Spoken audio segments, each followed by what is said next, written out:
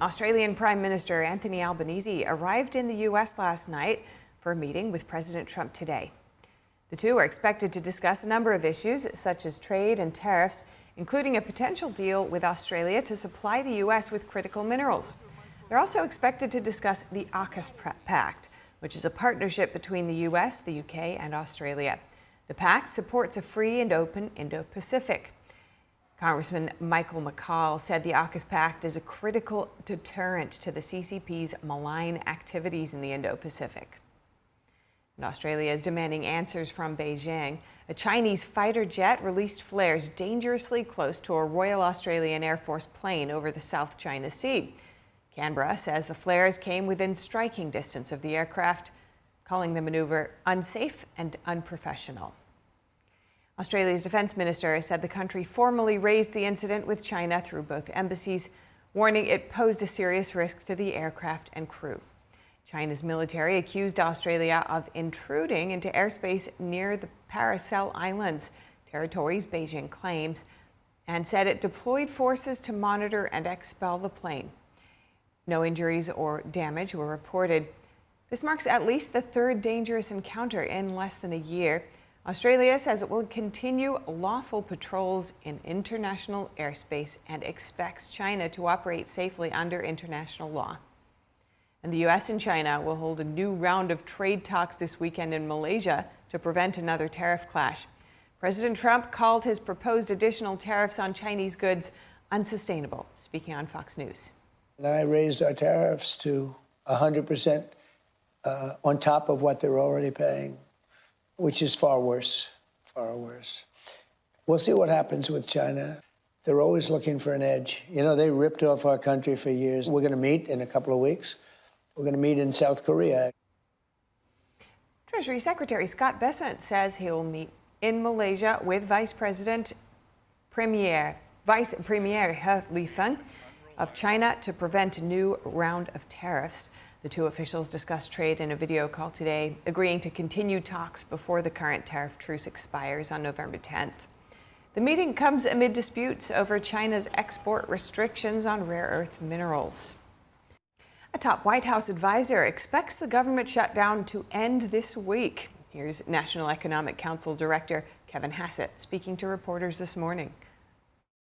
You know, our expectation is we saw Senator Shaheen come out on Friday and say she thinks that we should open up. We're seeing that moderate Democrats are perhaps, free now to open up the economy after we've had the No Kings rally that apparently made them feel like they had to wait until after that. But there's going to be a real reckoning. We'll have to watch and see if the story that we were hearing from moderates that we just had to get through the weekend and then maybe we could open the economy. We'll have to hope that that's true because it's our position. Hassett said it's unacceptable to shut the government down over policy disputes, and he called on Democrats to, quote, do their constitutional duty. In an interview with CNBC, Hassett said that if the shutdown does not end, the White House would consider additional cost-cutting action to force Democrats to cooperate. Air traffic control staffing issues were delaying travel at airports in Dallas, Chicago, Atlanta, and Newark yesterday, as a government shutdown hit its 19th day that day. According to FlightAware, more than 5,800 flights were delayed. Weather issues and a Formula One race in Austin, Texas were also impacting flights. More than 20% of American Airlines and Southwest Airlines flights were delayed.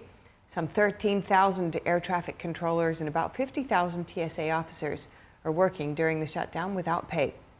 Earlier this month, more than 23,000 flights were delayed over a week. Transportation Secretary Sean Duffy said more than half of flight delays were due to staffing shortages. Duffy added that staffing issues had largely improved over the last week. In a major tech blackout today, Amazon's cloud services unit AWS was hit by an outage that took down several popular apps. Those affected include Fortnite and Snapchat. The outage also caused connectivity issues for many companies around the world. Roblox, Clash Royale, and Clash of Clans were among the gaming platforms that were down. Meanwhile, PayPal, Venmo, and Chime were some of the financial platforms that faced issues. The ride-hailing service Lyft also saw its app go down for thousands of U.S. users. The outage also affected some banks and airlines. Amazon says it has now fully mitigated the problem affecting AWS, and services are recovering. Now on to the fragile peace effort in the Middle East. The ceasefire appears to be holding after a deadly flare-up in Gaza between Israel and Hamas terrorists. Here's the latest. The ceasefire between Israel and the Hamas terror group is still holding. A deadly attack in southern Gaza killed 2 Israeli soldiers. Israel launched a wave of strikes in response before agreeing to resume the ceasefire Sunday evening. The U.S. State Department warned Hamas to stop any planned attacks, saying Washington and other guarantors of the deal would respond to ceasefire violations. President Trump confirmed the truce remains intact. We want to make sure that it's going to be very peaceful with Hamas. And as you know, they've been quite rambunctious. It's going to be handled toughly but properly. Is the ceasefire still in place? Yeah, it is. Trump also says he wants to help rebuild Gaza, telling Fox News about what he calls a Freedom Place initiative led by a new board of peace. Trump says he has been asked to chair the board. Meanwhile, Vice President Vance says the ceasefire is fragile but offers the best chance for lasting peace. The best case scenario, meaning if this thing absolutely produces that sustainable long-term peace that the president and I hope that it will, there are going to be fits and starts. We think that it has the best chance for a sustainable peace, but even if it does that, it's going to have hills and valleys, and we're going to have to monitor the situation. And in Tel Aviv, Trump's nominee for Ambassador-at-Large for International Religious Freedom, Mark Walker, met freed hostage Keith Siegel and with hostage families, urging vigilance in enforcing the ceasefire. We operate with strength, but we always say something in America called trust but verify. And I think that's what we're going to have to continue to do with Hamas, is some of the behavior that we've seen in the last little while. Walker was joined by Ruby Chen, whose son Ite was killed and whose body is still held in Gaza. He pleaded for all hostages, living and dead, to be returned. There was an agreement signed about 10 days ago that talked about the release of 48 hostages. That is what Hamas committed to. And we've only seen 29 hostages come out. That was not the expectation of the mediators. That was not the expectation of the families. Meanwhile, Special Envoy Steve Witkoff and former Trump advisor Jared Kushner spoke to CBS News earlier, discussing the talks that led to the ceasefire. On 60 Minutes, Witkoff spoke about meeting negotiator Khalil al-Hayya, whose son had been killed in Israeli strikes in Doha. And we expressed our condolences to him for the loss of his son. He mentioned it. And I told him that I had lost a son and that we were both members of a really bad club, parents who have buried children. Witkoff lost his son in 2011 to an opioid overdose. Kushner described how the conversations seemed to change the whole mood of the negotiations. When Steve and him spoke about their sons, it turned from a negotiation with a terrorist group to seeing 2 human beings kind of showing a vulnerability with each other. Aid deliveries into Gaza, briefly halted Sunday, are now expected to resume. Sunday's deadly attack in Rafah killed 2 Israeli soldiers and wounded 3 others. According to residents and authorities in Gaza, the Israeli counterattack killed at least 26 people. By nightfall, Israel announced it would once again enforce the truce, warning it would respond to any further violations. Hamas denied involvement in the Rafah attack and said it remained committed to the ceasefire.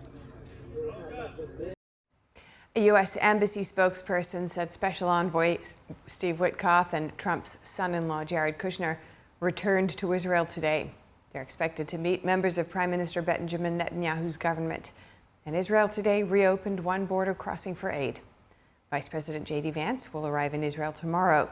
The country's airport authority announced preparations for his arrival at Tel Aviv's airport. Israel Airports Authority said traffic disruptions around the airport were expected between 10:30 a.m. and 1:30 p.m. local time, which is 3:30 to 6:30 a.m. Eastern.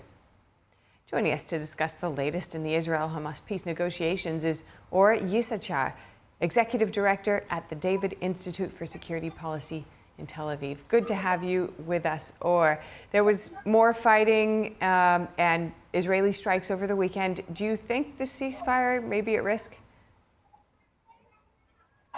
I think it is, because Hamas keeps violating it. I'm reminding you that Israel has withdrew to the yellow line per the ceasefire agreement headed by the United States and authored by 24 Arab and Muslim countries around the world. Israel basically joined an international initiative in Gaza that's an extremely positive development. And so now what we're seeing is Israel actually physically marking the yellow line on the ground, but Hamas on its part openly declaring, Hamas senior officials telling their own networks that they will not demilitarize. The PIJ deputy also says they will not disarm, they will not demilitarize.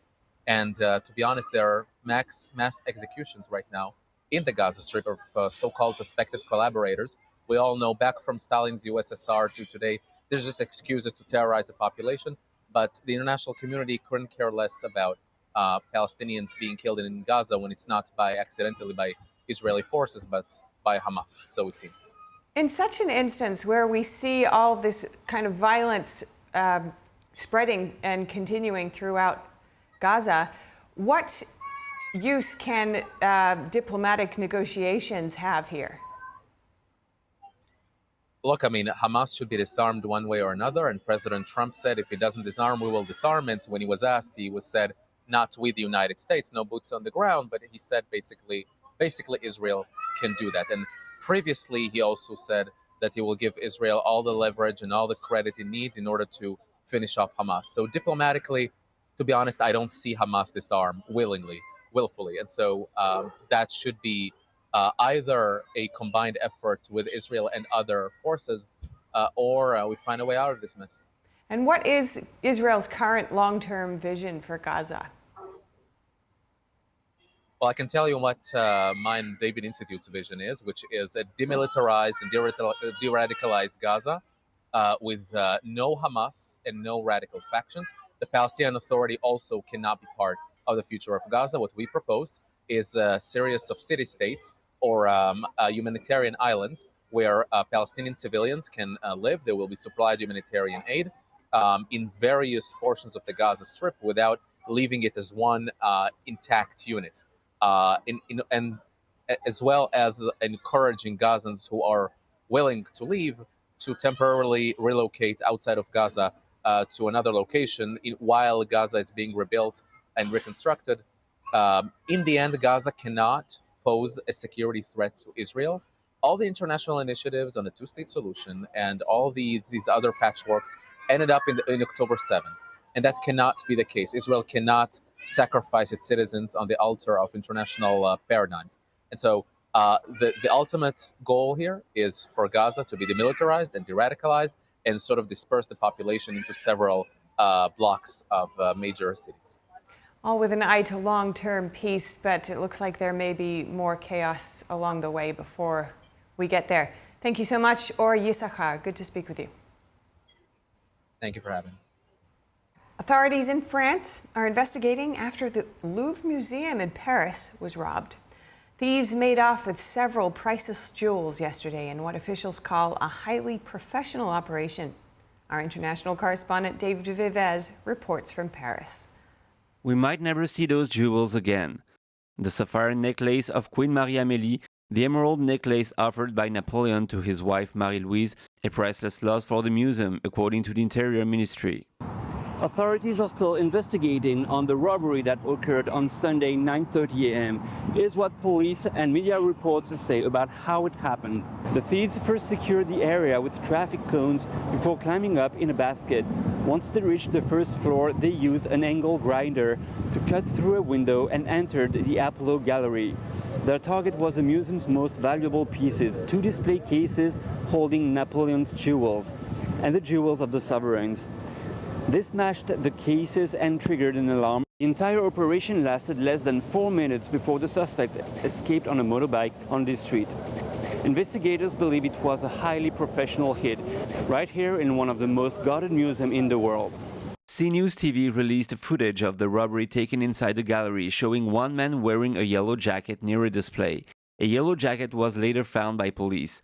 4 suspects are actively being sought by investigators. Ministry of Interior said they might be foreigners. The crown of Queen Eugénie, made of 1,354 diamonds and 56 emeralds, has been recovered but damaged. One of the world's most beautiful diamonds, Le Régent, was not stolen. President Emmanuel Macron wrote on X that the thieves would be brought to justice and that every effort would be made to recover the stolen pieces. Authorities have since published a list confirming that 8 items were taken in total. Earlier this year, the Louvre, the world's most visited museum, requested urgent help from the French government. Union representatives had been warning about the deteriorating state of some parts of the building, including holes in need of restoration. The Louvre staff, including myself, are both extremely sad and extremely angry about what happened today. Extremely sad because, obviously, it's our job to protect this building, this institution, the collections it houses, and the public who visit it. And in fact, today, it wasn't protected as we would have liked. They also pointed to the lack of protection for the art pieces.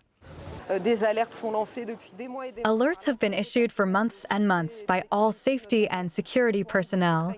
And today, what we feared happened, looting and pillaging. President Macron responded to the criticism by announcing a $1 billion plan for a comprehensive and independent audit of safety and prevention measures, increased human resources for surveillance and reception, and complete transparency regarding the findings of the investigation. The museum remains closed today. David Vives, NTD News, Paris. Now to the Russia-Ukraine war. President Trump and Vice President Vance spoke to reporters yesterday about the future of the war and a possible path to peace. Vance said Trump and his team are working on a plan for peace, but the timeline is anybody's guess. He asked if Putin was open to ending the war and ceding land back to Ukraine. Trump said Putin was going to take something. He told reporters he thinks the war should end with the current battle lines. Speaking to Fox News yesterday, Trump addressed questions about the U.S. providing Tomahawk missiles to Kyiv. I'm looking at it. I spoke with Vladimir Putin about it, and not that he would be thrilled. We can't give all of our weapons to Ukraine. We just can't do that. And I've been very good to President Zelensky and to Ukraine, but we can't give, if we're going to be short, I don't want to do that. I can't jeopardize the United States. President Trump says India will keep paying massive tariffs if the country doesn't stop buying Russian oil. He also said Indian Prime Minister Narendra Modi told him that India would cease doing so. Here's that story. I spoke with Prime Minister Modi of India, and he said he's not going to be doing the Russian oil thing, so that's it. India's purchase of oil from Russia has caused tension in trade talks between New Delhi and Washington. Half of Trump's 50% tariffs on Indian goods are in retaliation for those buys. The US government argues petroleum revenue funds Russia's war in Ukraine. India has become the biggest buyer of seaborne Russian oil sold at a discount after Western nations stopped buying. That was in retaliation for Moscow's invasion of Ukraine. Trump on Wednesday said Modi had assured him that day India would stop buying Russian oil. India's foreign ministry said it wasn't aware of any telephone conversation between the leaders that day, but it said New Delhi's main concern was to safeguard the interests of the Indian consumer. President Trump says the U.S. might buy beef from Argentina to help lower domestic prices. He made the remarks yesterday while traveling from Florida to Washington, D.C. Trump has promised to take action on high beef prices as part of his efforts to control inflation. U.S. beef prices have been high because of drought and reduced imports from Mexico owing to a flesh-eating pest in cattle herds south of the border. The president has also been working to support Argentina's currency with a $20 billion credit swap line. Additional financing is coming from both sovereign funds and the private sector ahead of Argentina's midterm elections.